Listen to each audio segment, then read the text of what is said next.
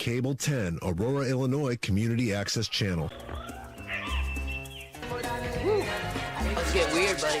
Let's get weird. Guys, where are we? Well, if there's a bright center to the universe, you're on the planet that it's farthest from. Welcome to the outer. Can't deny that view. Enjoy your stay. What did you do? I saved her. And I'm gonna kill every last one of them.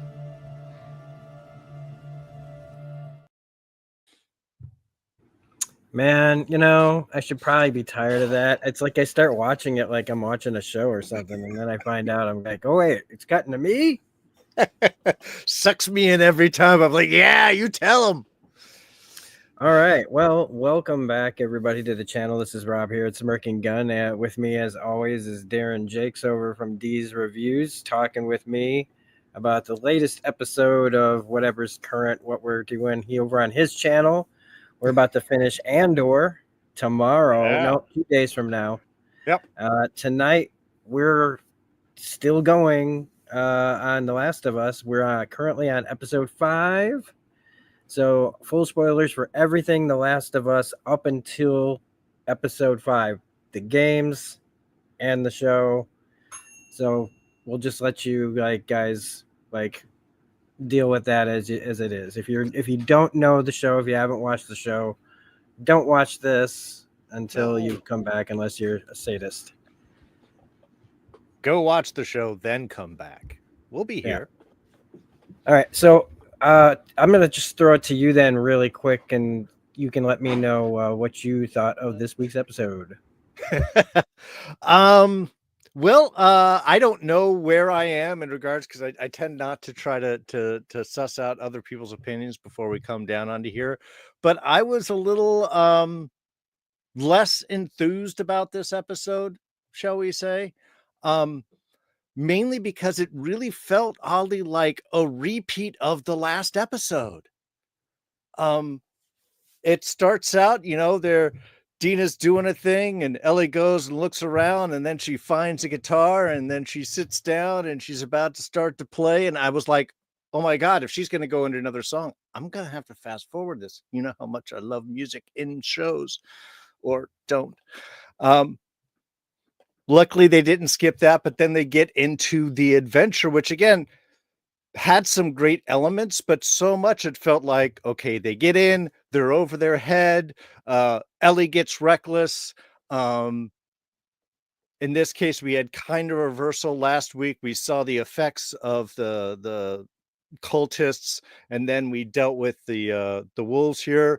This was a little different. We run into the spikers, and then we get saved, which is nice, but we do another repeat of it. They get in over their head, and so Ellie sacrifices herself to get bit while she saves Dina. And then we get the new scene where we get to see the actual disemboweling from the cultists, which, and then a little bit of a new scene. I did like the end with the submerged and the spores and that kind of idea, but I don't know. It didn't grab me quite as much. And maybe that was just my state of mind. We were watching it as kind of a family thing and so on. And maybe that was distracting, but yeah, look, they do great with action. I don't really want to lean into more of their relationship stuff right now. I would like to see the story kind of go. And this just felt like, again, Ellie being reckless, they get in trouble, things get funky, and then at least in this one, Ellie did a very good chase scene down in the hospital, which I know that we'll talk about. But I don't know. It was a good episode. It just felt a little repetitive to me from like the last episode we just watched.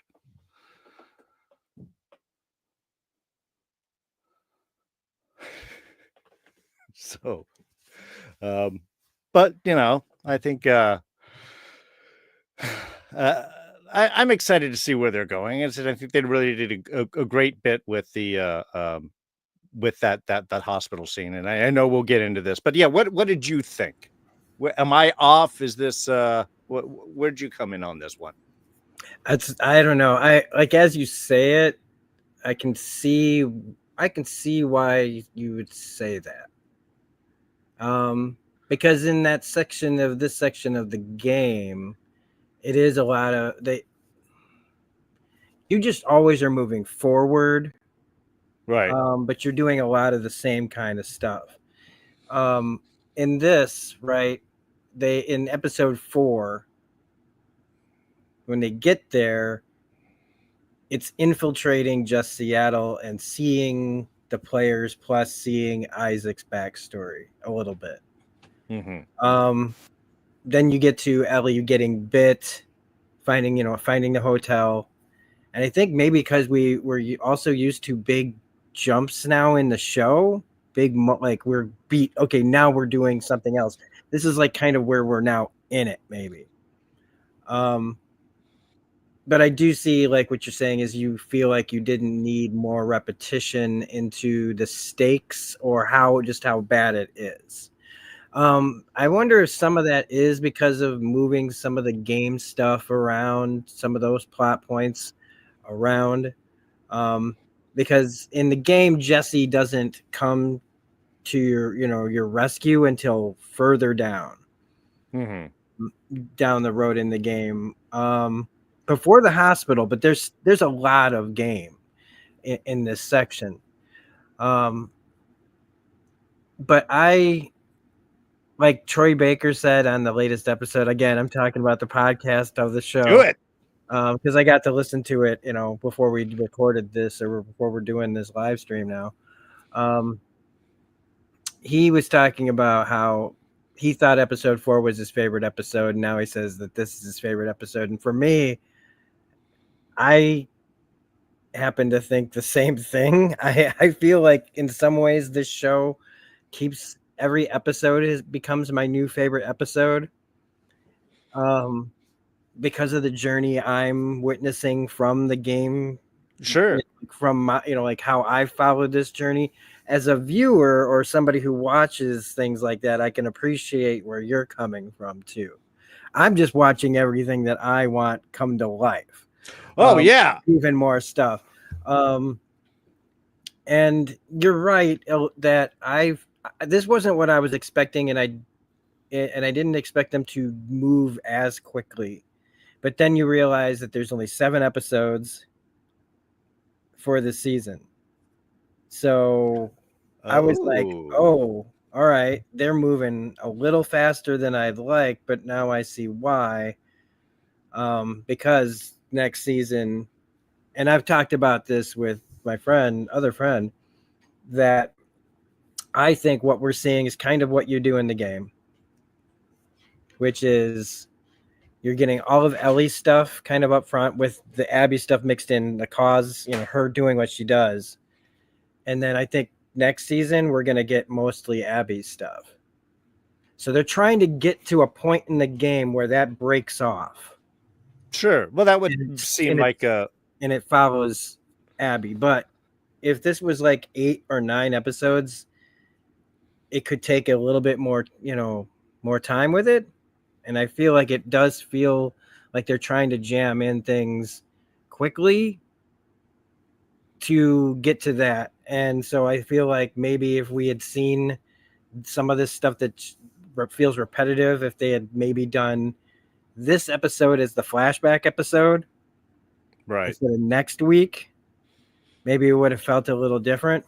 But I do still feel like the way that Craig and Neil have plotted out this show, that I like the changes and how they're going to do next week as this like big flashback episode rather than parcel it out like it does in the game. But from the acting, again, I still feel like this has become the Dina show.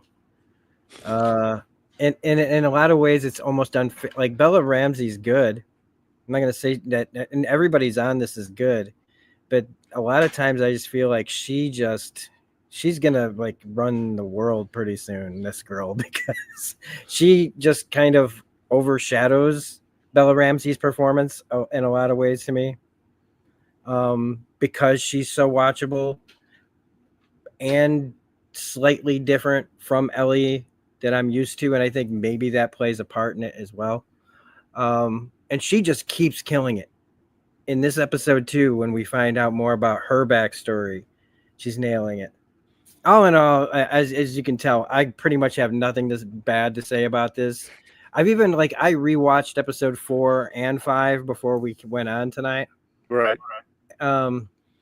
Just because I wanted to after Troy had said that that was his favorite, I kind of wanted to redo it, and it's just again how much we love Severance, and this is to me this is almost perfect in a different way. Even with the cliches and the tropes that are in there, occasionally. Sorry, I had a cable go out. Oh no. It's one of those days. Oh yeah, but this should clear that up. Where I like to start is the very first scene in the show, where we have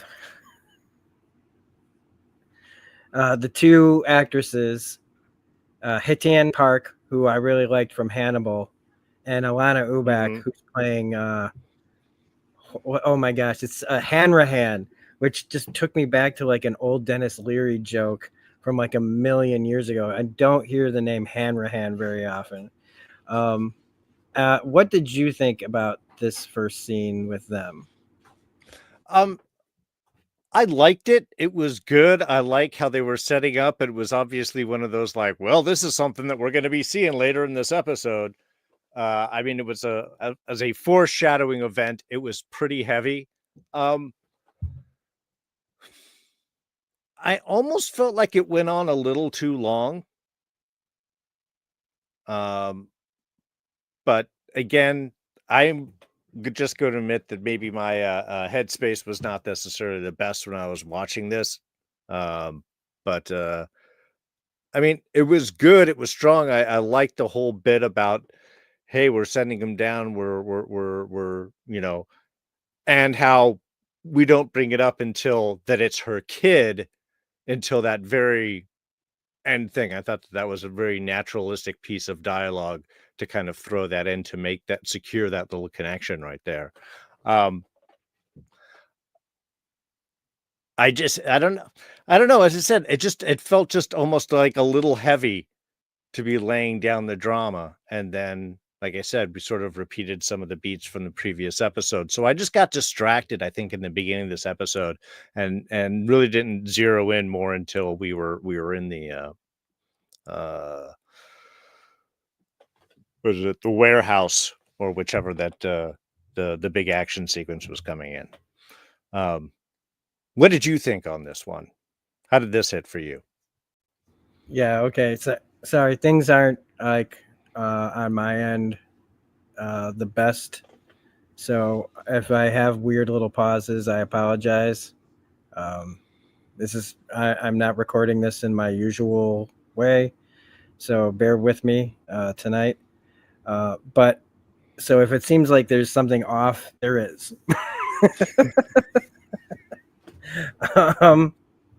Well, here's the thing, because I loved this episode so much. I love how, because we've only I want to talk about this in the way that we talked about the bellhop from Andor. Yes. Okay. Somebody that we have no idea comes in, has probably only one scene. Yeah, it turns out they extended it a little bit so that he got to be the guy at the concierge or whatever. But I love how we've been getting these little performances that come and steal scenes of someone who really isn't going to play a key role in anything. And Alana Ubach, if I'm saying her name right, the angry waitress from a million years ago on Waiting. I'm always going to remember that. She's also on Euphoria and a ton of other things. I love how we just saw her as kind of a a neighborhood leader, maybe a violent neighborhood leader, but a leader of a community, and how her and Isaac became a team. And I don't know. It looks like he joined the Wolves. And we still don't know like what her role was in any of that, but we know now she's pretty high up. Like her, Isaac, and now we have this other person played by Etienne Park. And I love how she walks in and there's just all these people just standing around this sealed up like elevator.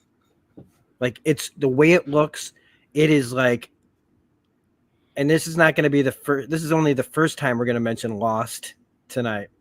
But it made me think of the electromagnetic stuff in the hatch. Oh yeah. Where it was like all this just really like stuff had gone down. Like we do not want to mess with whatever is behind this. It was what I was thinking of when I looked at it. And I was after though Etienne Park's performance in this one scene is why I'm talking about these little performances where she came in to probably do one scene in this show. And she's sitting there waiting to be dressed down, possibly executed, and she's just had to kill her own kid. She was just put in the same position that Joel was in. Right? It's a great contrast, this character.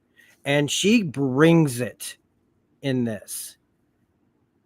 The way that she portrayed this loss that's so fresh, and she's still got to be professional and hold it together and explain herself while all of this like realization and just living with her choices and what they did, having to convey what they went through without showing us. So it's like, you know, Hanrahan comes in with this just kind of straightforward, I don't really care, tell me what happened, until she tells her that Leon, her son, was a part of why, you know, they got sealed up. Then she realizes, okay, grabs the cigarette. She now immediately knows that she's not there to discipline. Now she has to just listen to the horror story of, and for us to get exposition and foreshadowing for the basement of the hospital. We get that story at the top so that what happens at the end, right, where we bookend with the hospital. I think that's fantastic for storytelling, because it even kind of, shows the hospital as this, like it's a necessary but a scary place. And Etienne is, I mean, she's got the snot coming down her face, like on her nose. I mean, our 4K televisions, man, show us way too much. Oh yeah. Very personal. How shook she was and how she had to do what her son said. And it's also more information about spores. Now, I've been, again, game player for a million years. I know all about the spores, but they haven't really done too much with them in the show. And so this is also leading up to what Ellie sees in the basement. And I just thought that, again, this just beautiful performance of, like, she could have let her son out for her own reasons. It's my son. I might doom everyone, but I'm getting my kid out. She chose to do that to her kid while Joel killed everybody at a hospital, even though that's not true either. But that's splitting hairs, but it's splitting hairs, but it's still an inaccurate statement. So I just thought it's an interesting contrast, and that Joel chose differently. So it's not that people aren't in the position in this world to make that choice. It's just that rarely does somebody do what Joel did, or maybe it's less rare than we want to believe. Maybe Joel is more like not the exception, but the rule, and that what she did is more of the exception. Well, yeah, if not, otherwise all horror movies basically go out the window because everybody makes the worst decisions in horror movies for selfish reasons. Go ahead. I was going to say it's something the show though is able to actually explore is those choices, those consequences, sacrifices. Really, are you willing to sacrifice Ellie, your kid, for a possible cure without Ellie making that choice? No, I'm not. Is this person going to try and sacrifice? Did she sacrifice her kid? Would she try and send someone down there and potentially risk more people in order to try and save him? No, she knows that the decision to make is this one here, and that is the sacrifice that she is making going forward. And what we have later on with Dina and Ellie's conversations, which brings up all of Dina's past there, also all about sacrifice, because at that point we've seen all of these things happen now. Now you're at your choice. Which way are you going to go? And do you understand the sacrifices that may be made in order to go with that? Are you prepared to do that? So you're right. I mean, to start this off with this particular scene, and the last we saw was like, hey, we got to go to the hospital. And so this episode starts out, well, what's going on in that hospital? This is what's happening in the hospital, and setting the tone for the rest of the episode. So, I mean, yes, the show is brilliant. It's very well made. And they do hit these themes very well. Again, I think it was just sort of the pacing or the plotting of the first couple of scenes that kind of threw me off on the opener here. But, I have a feeling that when you watch it, like, again, you'll probably be like, oh, what was I talking? Sure. Look, man, I just don't need any more playing guitars and singing scenes while Dina's off doing a thing, and then we have a listen moment. It was just like, wow. Yeah, no, and we'll talk about that scene. I also really like, again, I'm just gonna kiss this show's ass, like just the touches of like when they were talking about the basement, because the basement's a really scary part of the game. Again, a lot of this is in the game. Some of this feels very much so. Yeah. And thinking of like when they're talking about like how this was the bottom of this basement is where they brought in the first cordyceps cases since 2003. Okay, so the show takes place in 2029, if I'm not mistaken on that. Yeah, because it was 2018 when so it's 2029. So that means 26 years of whatever's been down there is down there still. And we haven't even seen it. Ellie doesn't even see it. So when is this going to show up? You know what I mean? They wouldn't put this out to us unless it's going to come up. And it's going to be amazing. I can't wait to see how they pull it off, and how will it be terrifying? I hope so. I really, really hope so. I also want to mention that Craig Mazin, the showrunner, did write this episode. And I'm bringing up Lost again because Stephen Williams, who did a lot of episodes on Lost and other shows of that era. I always thought that Stephen Williams episodes of TV were usually really, really good. And to me, this is no different. Just wanted to throw that out there because I hadn't seen his name in something that I'd watched in a while. So bringing that up real quick. The one thing that I was kind of like, as I was taking my notes, it was the triangulation scene.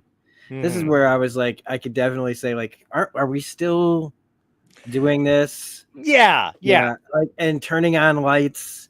But I even said last week, they leave the one building and just go kitty corner to the theater.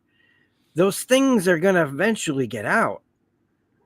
Their road would have been covered in clickers and walker, infected. I don't know. Turning on the lights too. It feels very much like our home base thing that you can do, though. And realistically, that's all I was thinking was like, why are you announcing your presence? Yeah. and then talk shit that those people are on their radios 24/7 Yeah. telling their position. And it's like, well, you're kind of doing it too. Hey, Dev, welcome to the chat. Yeah, you're definitely putting yourself out there. You turned on lights. Yeah. If somebody sees that from outside that are just looking around, and I think maybe that's a little bit the point, that she can, they all think they're all overconfident. They're all acting reckless in some ways, like Yeah. even Dina says, look, that's great that we have some kind of advantage, but we're doing something reckless. So it's a wash. Like, Right. it doesn't really matter. I did feel that they pushed the recklessness kind of a little much with some of the choices that they have Ellie for, and I get why they do it and what the balance between her and Dina is, but also for a moment I was kind of like, come on, you got to be better. You're just running stupid headlong into everything. There's no way you would have survived this long. You got to be at least tactically a little smarter than that. Joel wouldn't be making those mistakes. Which then does lead to the next guitar scene in the show. They did find this place in Vancouver that apparently does look a lot like the game theater that's in this. The stage is different because in the game there's a huge like behind the curtain area where there's a big like cat and mouse fight between Abby and Ellie at some point. But this is just a wide open space, and it's a little too clean. All those guitars have no dust on them. Yeah. So either this is a place that people come to and jam out every once in a while. I don't Just know what it's there for, man. It's but the Seattle open mic. I think what I like about this, and this will be the first time I bring this up, maybe. I don't know if I brought this up or not. This is an important scene, and I didn't know how important it was until I, again, listened to what they said in the podcast. And part of the problem is that I didn't see it because Bella Ramsey's acting is good. But she does not emote well with her face. Mm-hmm. Even and this is where why the game will always be more than the show to me, because even animated with motion capture, because at least we know they were acting and they just had their performance layered over. Ashley's performance, you can see everything on that face, every thought, every move, everything with Bella is to me more internal. Mm-hmm. And through kind of how she talks, but she's either purposely holding it all in, because even when she's angry, I don't really feel it as much as maybe I want to. So in the scene when she picks up the guitar and she starts playing Future Days from Pearl Jam, which I did catch the poster reference in episode 4. They did have a binaural poster in the Very nice. Much better album than the Lightning Bolt that was in the game. Anyway.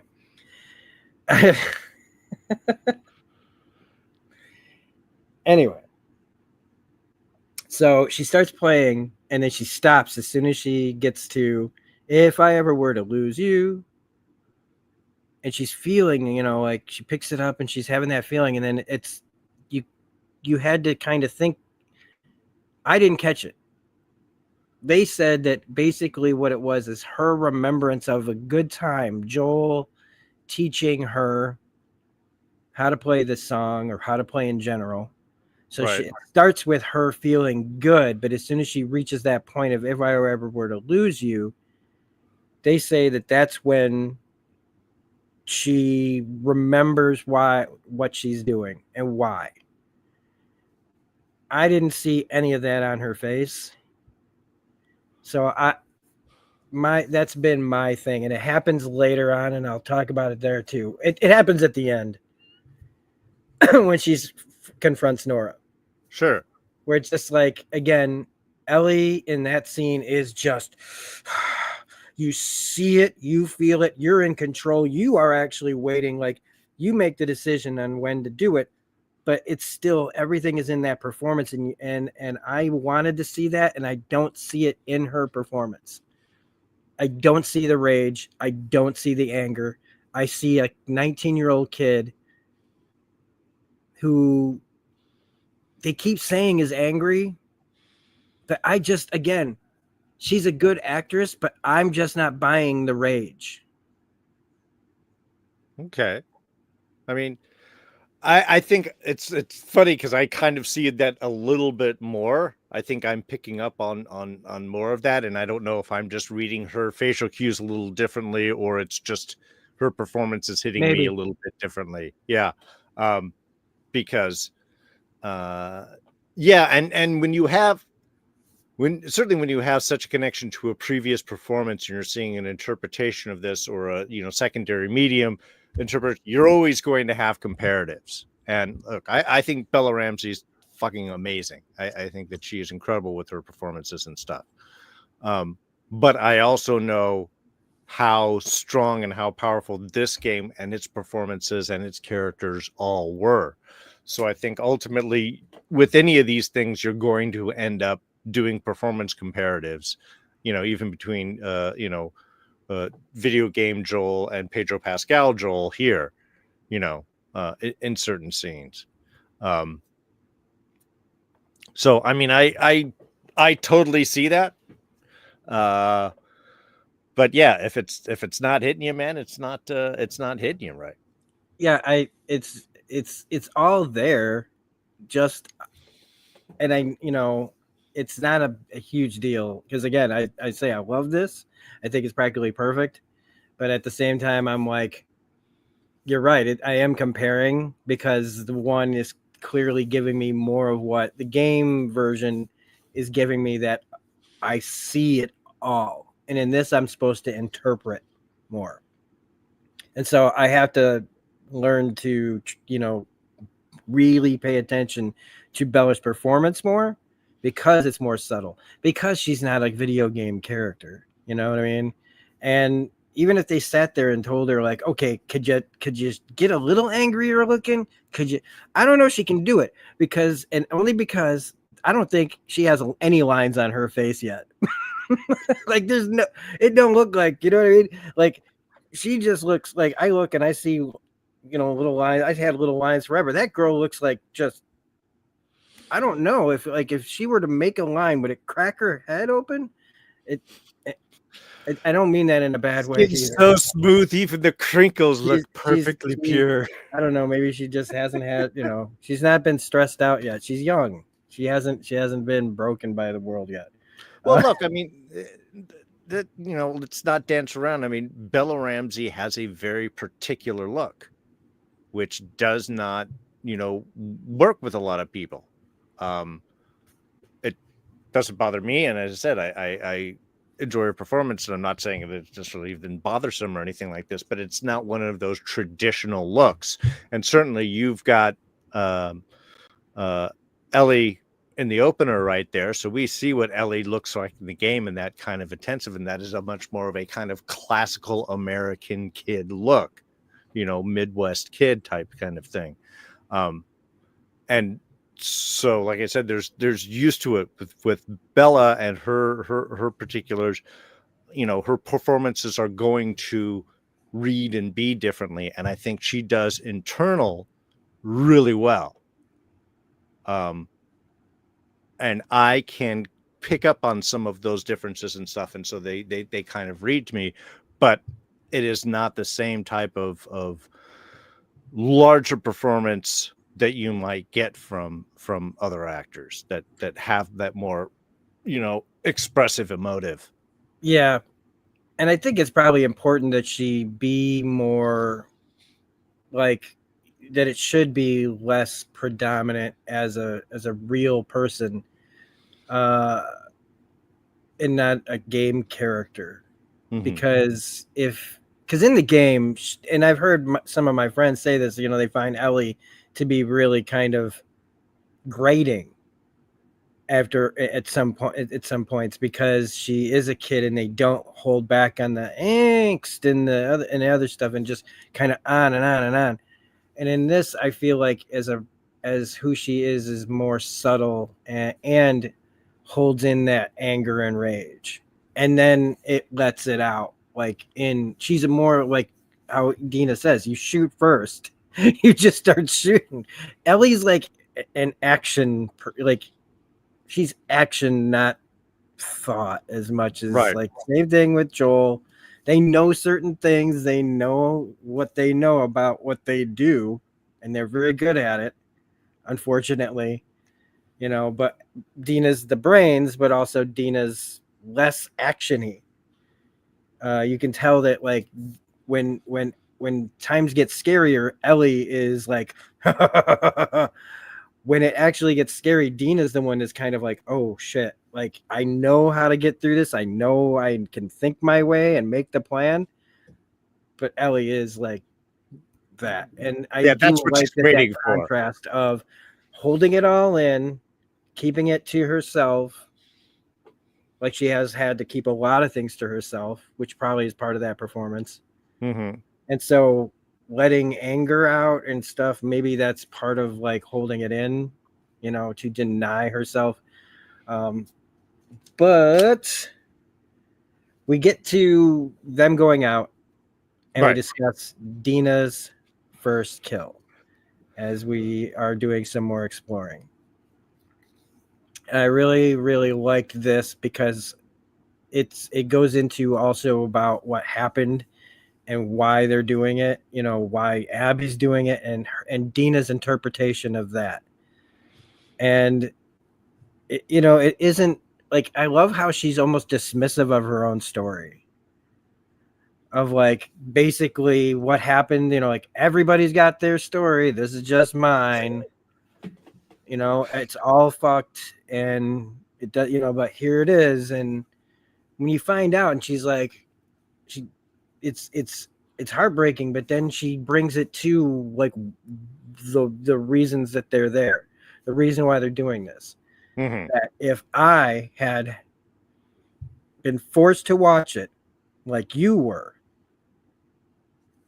nothing but have stopped me from finding that person. I'd find them if it took me to the end of my life. And her saying that it doesn't matter if Joel, if it wouldn't have mattered if my family had hurt them before. If they had done this to me, I'd have never been able to forgive it. That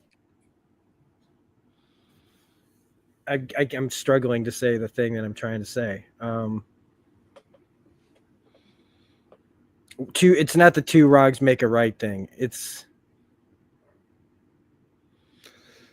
why don't you tell me while I might try to pull my brain together? Well, no, I mean, and I think I actually kind of really enjoyed this because in a way, yeah, it's sort of the emotional distancing way of doing it, but it's also very real of like, hey, we're in the apocalypse.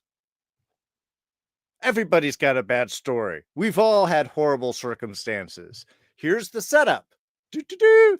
Bet you can guess what happens next. Oh, it's a raider. Yeah, of course. Well, that's what it was, just one. Oh, were you there? Were you not there? I showed up afterwards. You kind of fill in the blanks.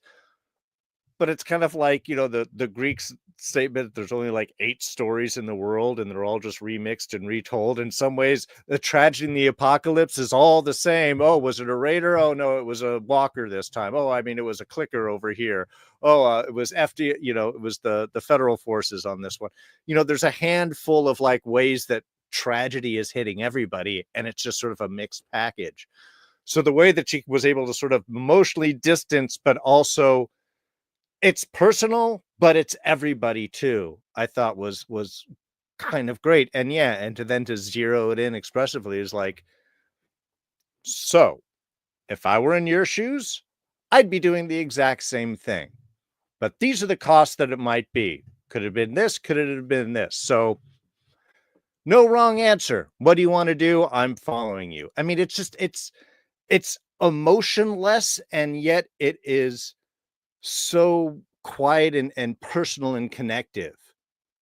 Like, of course, we're together and we're going to go all the way because we understand the tragedies that each of us face. But it's just interesting that you have this moment that later on is going to be that reflection of, I could have just turned around and gone back and everything would have been fine. And those are important choices. And again, are you willing to sacrifice the woman you just met and fell in love with and are having a relationship with in order to get revenge? Which is basically what this question is. To which Ellie, of course, goes, I want to move forward, because there's nothing holding her back in that sense.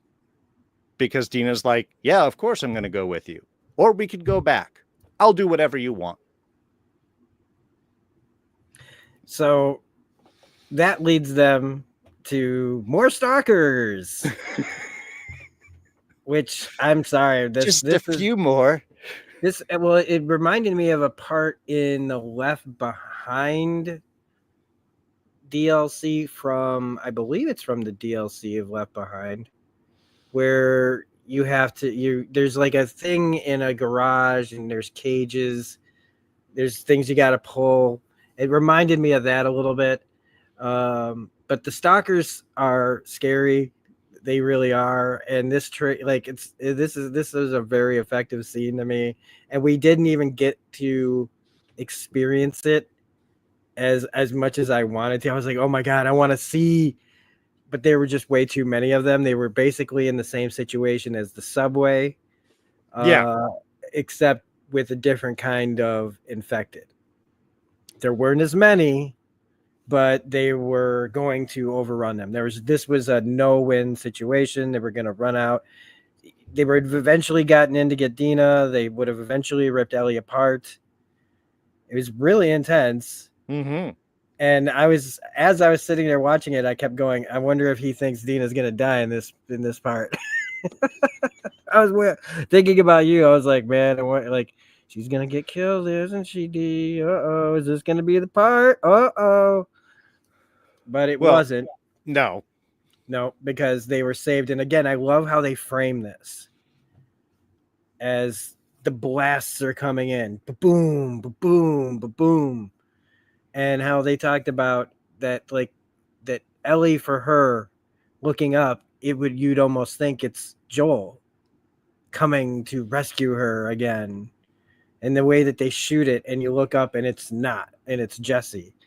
And as cliche as it is to, save everybody at the last minute, that is everything. That is every show, every movie. So I'm not gonna. True. I am not gonna. Everybody does it. It is overused to the point of where it's not even. You can't even. I don't even know if you can say overused. It is a standard. It is a staple. It is almost like, okay, we're just, I mean, how many X-Files ended in the last 30 seconds where you're like, they're dead. Oh, they're yeah. Fucking dead. They're dead. And then somehow, but they logically, they give it, they make some kind of way. And it's like, this was different from the game. Okay. Because again, like we already know, Tommy went off early in the game to keep Ellie from doing what she did. And then we're just trying to catch up to him, because that's a big part of the second game. Is Ellie really is trying to catch up with Tommy, and to be able to take Abby out together in a perfect world, in a perfect scenario. And this, Jesse and Tommy left a day. Did they say a day? A day later, yeah. So I didn't expect that. I really didn't expect this, even though I should have expected it to be them. I thought it could have been the wolves that were going to rescue them.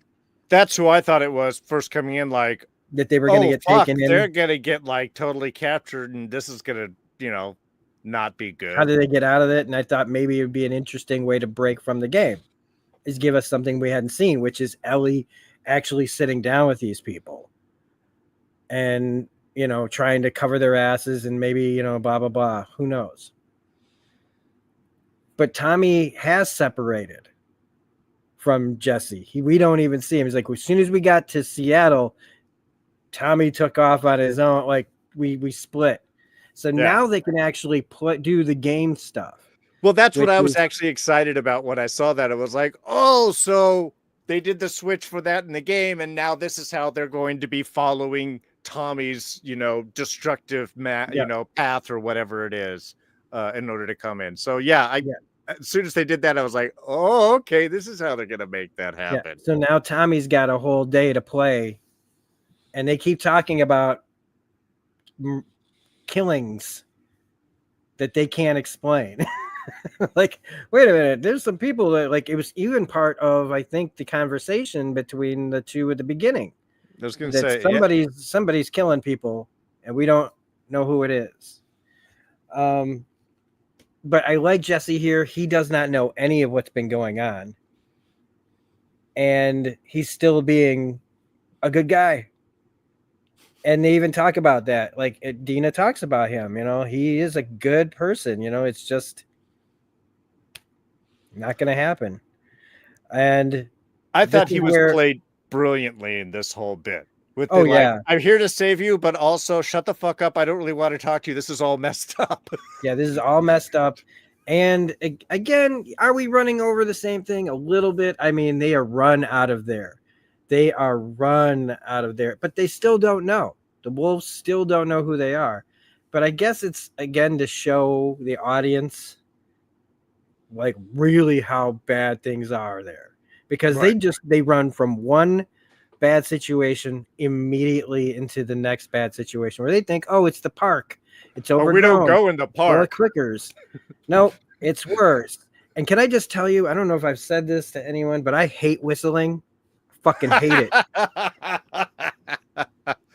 You did not mention this before, but I would get that. And this isn't even like, again, that cool kind of nature bird whistling. This is just like people down the block trying to get over traffic.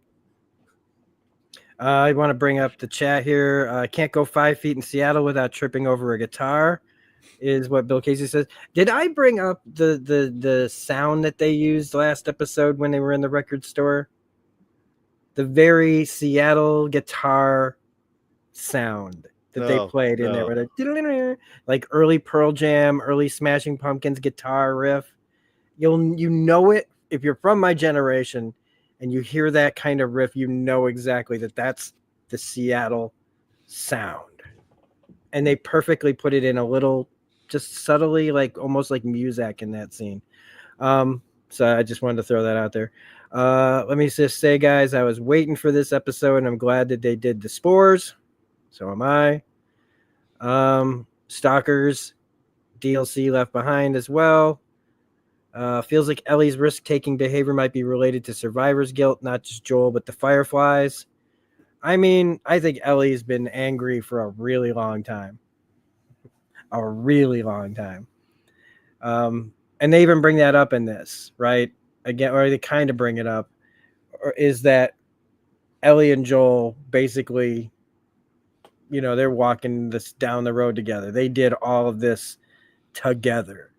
So everything that he's taught her, whether it's guitars or how to take apart a whole platoon of guys, the skills. I cannot whistle, but I loved the whistle. I can't stand it.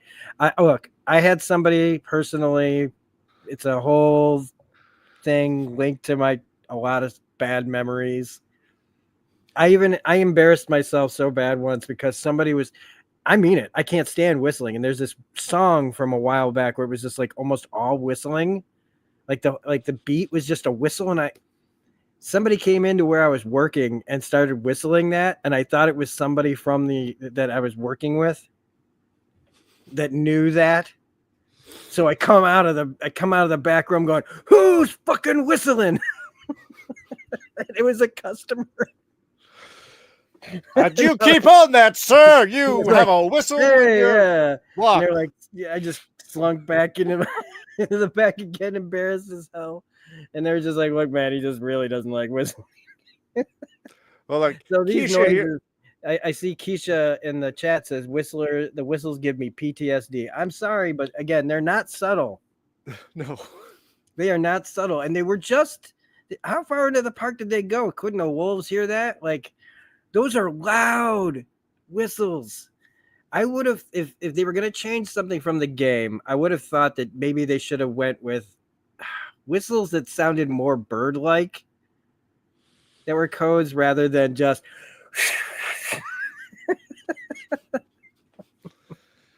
It's the Seattle Whistlebird. Yes. Yeah. They don't you guys know there's a theater full of guitars over there? Look, the lights are This on. scene shows a scene from the game that you are kind of bear witness to right before you are attacked, which is the guy getting disemboweled. Again, this was scary. This was very disturbing. And again, it's showing like the different levels that these groups are at. And we know that the Seraphites had a leader who was all about love, it seems, right? But she died, and now they're gutting people. So somewhere along the lines, whether it was how many people were getting killed by the wolves or what, somebody I think is misinterpreting her message quite a bit, because these people are just slaughtering each other. I don't even know how they have how many people left in each group. The way that every time we see a group of people, it's like a pile of bodies, either the wolves or the Seraphites, and both of these people trying to control. I don't even know if the Seraphites care about controlling Seattle. They just kind of want their part of it. And there's a history here that we don't know. We really don't know. Like, we can start to know and piece together the Fedra versus the Wolves thing, because in the first season, in the first game, they talk about, all these factions that were kind of fighting Fedra, the people who took away all our rights in this apocalypse. So it makes sense that Fedra eventually, was taken down by another group who then become the monsters. But we don't know the background of the Seraphites, and that's something that we still in the games don't know. We don't know any of this. You can read stuff and you can glean things from what some of the characters say and how they dress and how they act. There is some dialogue choices that say a little bit, but there really isn't there's no like handbook for why the Seraphites are the way they are, or what their rules are. Right. And you will start to learn some about it, but they're not as tolerant as it looks like they were probably meant to be originally. And now they're just gutting people because they're full of sin, and killing you and joining her in death is your way to be free. It's messed up. Well, and I think the unknowns, honestly, is it makes it scarier. The more you know, the less scary that things are. And now you're these foreign people in Seattle, and it's like warriors. You have different street gangs that own certain areas. I loved when they ran into the park, and they just, the wolves immediately stop. All right, they went into the park. We don't do that. We're not going to sacrifice guys to go try and figure this out. They'll probably get killed inside. Maybe they think they're wolves, and then the Seraphites think that, or the wolves thinks that Ellie and her group are Seraphites, or the Seraphites think Ellie and her group are wolves, maybe, because they're going back and forth. It's definitely from the frying pan into the fire almost for them. It keeps it dangerous. And yeah, part of me is like, I don't need to know all of these things. Are there other groups of other freaky people out there? I feel like there are. So it's to me, it just makes the whole area dangerous. If it's just the two of them, I don't know, that's kind of boring. I'm like, man, I feel like there's got to be like 3, 4, 5 different factions. Then you got the infected too. Right. Keisha asks, does anybody know why the Seraphites and the WF fight anyway? You just answered it.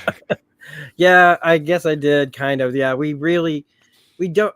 I'm sure that whatever started it is basically how it all starts, is probably by mistake, probably by some misinformation or a misunderstanding, miscommunication that leads to violence. Somebody acts up. I mean, look at the Fedra guys from episode 4, the way that they talked about just regular people. We weren't talking about scars. They were just talking about voters. Everybody was being broken down. If you're not us, you're basically worthless. And it's just people killing people for the dumb reasons that we do it, and it's just more and more like even after everything has gone down, somebody creates some new fucking fucked up religion. Yeah. Or this territory is our territory, and you should just be, if we can't all consolidate resources into just this one thing, then you need to go. It's part of who we are, and it's depressing as hell. Yeah, and the whistle language thing that Deborah's talking about. No, I do understand that it's a language. We it's all been established. I still just can't stand whistling. It's the way it hits my ears like a dog. Sure. Okay, imagine like I know you. Dev, do you blow like? Don't blow a dog whistle around your rabbit. Okay, I know about your. Dev has a rabbit. Do you think your rabbit likes whistling? I don't know. Anyway, sorry. I don't want to defend my position on whistling anymore. No. Hey, tones can be annoying, and yeah, especially if they're connected to shit, man. Whistling and the cry of a crying baby, two of the worst noises. Oh, sorry, that's just me though. Well, no discounts on Whistle and Okay. Crybaby Airline for you, then, man. So Dina takes an arrow to the knee, very Skyrim, and gives Ellie the opportunity to lead the Seraphites away, which then leads her to finding the hospital and having to decide, well, the smart move right now would be to meet up with my friends and regroup with Tommy and Jesse and everybody else, but she's right there, and that need overcomes her, and she goes right on in. And they don't do what they do in the game. They do give a little bit of stealth here. The dog comes but in the game, I guess I never tried to sneak past everybody. Maybe I should try that. I should really try to sneak past everybody like Ellie does basically in the game, because it's wholesale slaughter in that part of the game. But you get to Nora, and you also don't get the underwater thing where she comes out and gets rid of somebody who's too distracted with their handheld gaming unit to know that she's there. That would have been a really awesome scene. Hopefully it's probably not even a deleted scene, but we find Nora, who is played by I hope I don't butcher her name, Tati Gabrielle.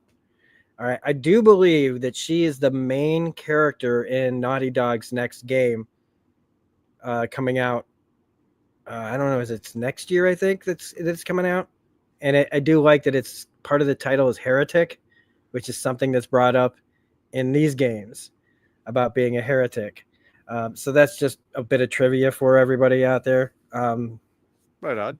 But I love how Nora in the game and in this is just that kind of person that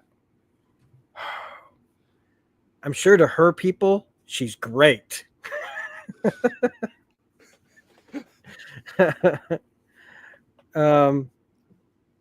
But in this, she is almost exactly like the character.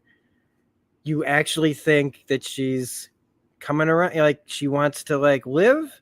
She's going to try to say the right things, and then she doesn't. And she does that only because, and I do think that she probably feels bad. I think they all did not want that to go down the way that it went down. And I do think she actually means it when she says that she hears his screams.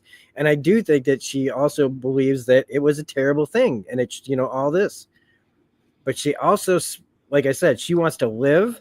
So she calls him a little bitch, just like in the game, to get a reaction out of Ellie, who is all business at this point. Like, just, where's Abby? Just not fucking around here. Maybe you get out of this. Maybe you don't. She's not, but which also leads to, again, this is all from the game. Chase down, finding her, going where she can't go, and then we get the spores, which this set, Mwah. unbelievable. Beautiful. You want to know where the money gets spent on shows like this? Their location shit is awesome. Their sets are so fucking good.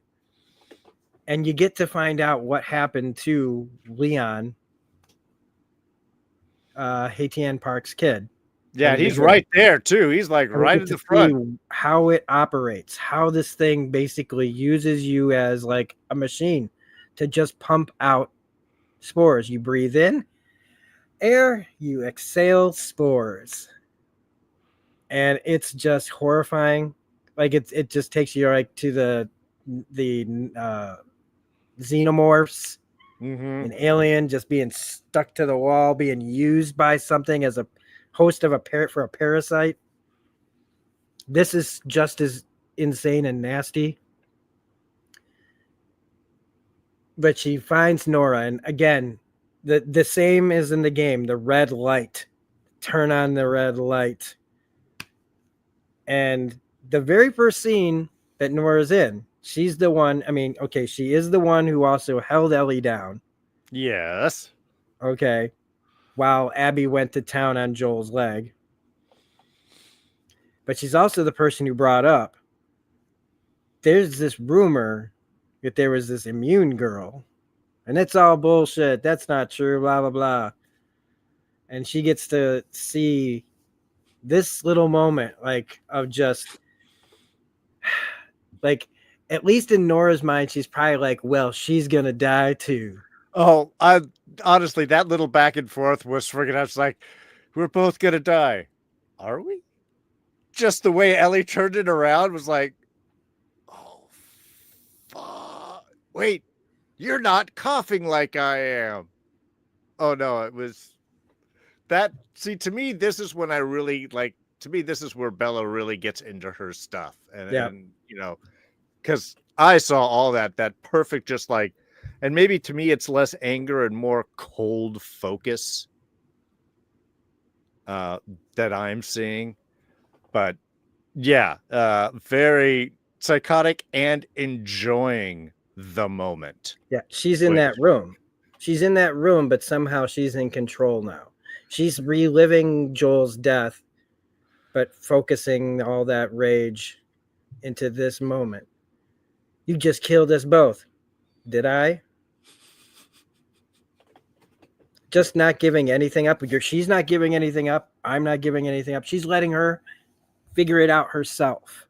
Mm-hmm. Well, don't you know what he did? Yeah, I don't care. Not even his. Yeah, I don't care. Just flat. He killed everyone in that hospital, except for the two nurses. Laura Bailey. I only remember that because Laura Bailey was one of the nurses. Right. He made them turn around and he left. So the nurses are okay. So he didn't kill everyone in the hospital. But anyway. But he wouldn't have shot the doctor if he had let Ellie go. Because the doctor says, I won't let you take her, and pulls a knife that pulls the scalpel towards him. And that's when Joel drops him coldly. Like, you're in my way. I gave you a chance. Which I think it was great that he didn't kill the nurses after that. But yeah. But telling somebody, like, again, the truth of all that happened. He killed all those people. He shot Abby's dad in the head. And he was the only person who could have made a cure out of you. Okay, first off, like, she almost talks about her as if she's not a person. Right. That she should have just automatically given her life up to everyone, which is easy to say. I mean, I've said, like, I would definitely, jump in the volcano for the rest of society if I knew my jumping into that volcano was going to solve all the problems in the world. But, I just finished watching season 1 of Game of Thrones over the past couple of days. Kind of got in a mood with my wife. amazing to jump back into that. I haven't seen that show in ages.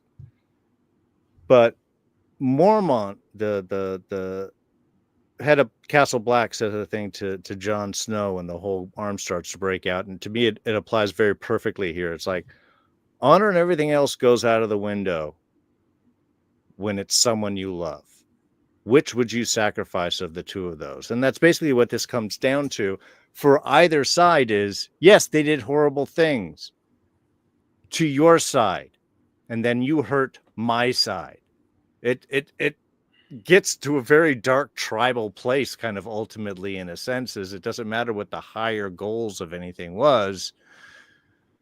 You hurt my side. He was protecting me. And now you've got to go and do it, and it's going to be the back and forth, and that's the Hatfield and McCoys and the horrible stuff. Yep, all the ways that everybody finds reasons to hurt each other. Yeah, and how we're doing it now. We act like teams, like it's like Republicans and Democrats are part of teams, like a sports team or something. You know what I mean? Like everybody breaks it all like fucking down. Like anyway. The colors, their mascots, you know. Yeah, everything is somehow we're all tribed up instead of just being people together. Pretty simple to me. I know it's pretty wild idea to just accept other people, but it's just me and my silly ways. You and your empathy, compassion, I say. But her reaction to it all of just like I know. And again, I've been living with all this, and everybody who's been playing the games for a while, we've all been leading up to this.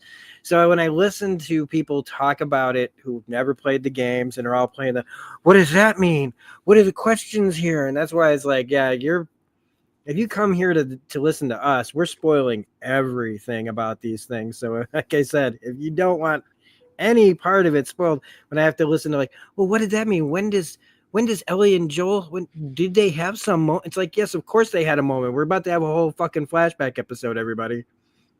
It's all going to be answered. You find out before the credits are even done. Right after the credits are done, they play the promo. Yes. A whole bunch. A whole bunch of stuff. They're going to drop that at any point. We've been waiting for that all season. Yeah. But the way that this ends with her just savagely beating her in the game, what they make you do is she's sitting there and you are just, it's you like POV, except you're looking at Ellie just getting angrier, and it lets you decide when you're taking that swing. Once. How long you're going to wait before you swing it twice? You get to decide that in the game. Every swing up until that third swing, then they cut away. You could sit there for fucking ever, as far as I know. I don't know. I never tried it that long. But even Ashley's performance as you're sitting there just and then to immediately cut to dawn, bedroom, sunlight breaking in through the clouds of your room, of your bedroom on a 5 years ago, as Joel's in your doorway saying, "Hey, kiddo." And just like a young kid herself goes, "Hi." And that's where we end the episode. Like that contrast of like, we are going to find out a lot next week. I don't know if you have anything else. I think we've covered pretty much everything that we need to cover. No, I think we got it all. But I am excited for a big flashback. Now, next week is the penultimate episode. Yeah, I didn't know they were only doing 7. Oh, yeah. So maybe I'm wrong. Maybe there will still be plenty of Ellie in season 2, or season 3 of part 2. Too many ways to say this. Yeah. Because I have no idea how long these episodes are going to be, first off, and how they've done a really good job at escalating. But boy, I would expect the finale to be at least legit, like at least like an hour and 10 minutes long. If they want to get to where they are, where they could maybe break off to Abby's side of the story for the second part of this game story. As far as I got, I think we've covered everything. I want to thank everybody here in the chat. Bill, Keisha, Devra. Did I miss any? Did anybody else in here? Oh, but I want to thank all of those guys and ladies and lads for joining us here in the chat.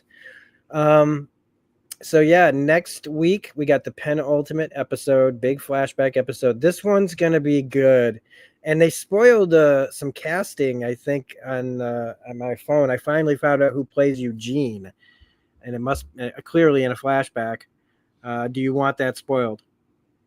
No, I did hear some names and stuff, but I've been trying to keep as much at least surprises into it going into it as possible. So I thought that the choice that they have for Eugene is very interesting, but very much in HBO's house of people that they like to use in a lot of things. okay. So it's a familiar HBO face, I think, that you'll see. Definitely not who I expected to play Eugene, but hey, I like this actor anyway. So let's see. Wednesday night, 8 o'clock. Mm-hmm. Andor finale. We'll be doing the last arc leading up to Rogue One. It has been another fantastic so show good. About. Yeah, I don't even know. So good. And that's where he'll be hosting, and basically it's just going to be me on the other side. Chris we Cross. just switch positions, really. Chris yeah. So I'm rambling now because this is what just happens. But we're at the end. So, we miss you guys. We end. appreciate you being here. Yeah. Oh, this episode ends with Pearl Jam's present tense. That's off of their No Code album. You listen to the credits. That song is so much better than what's in the credits. Oh my God. It's like just about to kick off when the credits stop. I was like, no, keep going. Just add more credits. Usually I don't want to have more credits. Like at the end of a Disney episode, you got like 20 minutes of credits. They would have been able to play this song a few times if it was Disney credits. Oh, but God, yeah. Definitely recommend going out and finding that song Present Tense. It's fantastic. And that's all I got either. So see y'all. Don't forget to hit like, subscribe, all that jazz. Go over to his channel, do the same if you feel like it. Dispatch channel. You're already here, but hit that button. You're already here. Don't forget. Yep. This is so stupid. I've been at work since 8 o'clock this morning. Go, and then rewatch everything and then make a video. Come on. I'm burning the candle at both ends here. I think a lot of people are though. I know that people appreciate that. So anyway, see y'all next week, either here or on Dee's channel. Otherwise, have a great night. Enjoy the outro, and we'll see you on the next video, bubs. Bye. Bye. Play. Ba ba ba bum. Ba ba ba bum. Ba ba ba bum.